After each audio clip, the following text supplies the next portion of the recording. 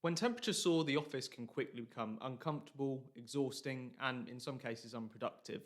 But a few simple changes can help everyone work more safely and also more efficiently.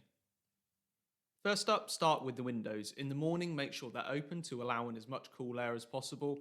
And then when the sun comes out, make sure you close them and draw the blinds. That's especially important on south facing windows. Then you can look to open them again when temperatures fall. See if there's opportunities to leave certain inaccessible windows open overnight just to allow that cool air to come in.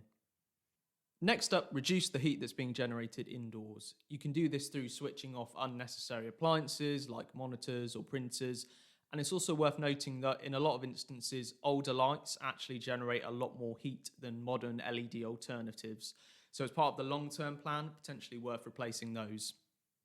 Next up, you want to look at fans and portable cooling. It's worth noting that whilst desk fans can help you feel cooler, they're not actually reducing the room's temperature. So it may be time to look at air conditioning units or potentially mobile air cooling units.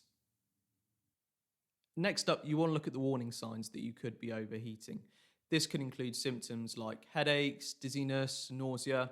If you find yourself feeling like that, stop, tell a colleague or manager, and go to a cool space. So, last up, what are the employer responsibilities? There's actually no mandated maximum temperature for indoor workplaces, but the appetite is there. A recent YouGov poll indicated that four-fifths of respondents, of 2,000 respondents, would welcome a introduction of a maximum workplace temperature. So what can you do as an employer in the meantime? Well, make sure that you're providing adequate water and drinking facilities. Make sure that you're listening to staff if they're giving you feedback or telling you areas that can be improved to help them work cooler and more efficiently. And above all, just keep the people at the heart of everything you're doing when it comes to workplace safety.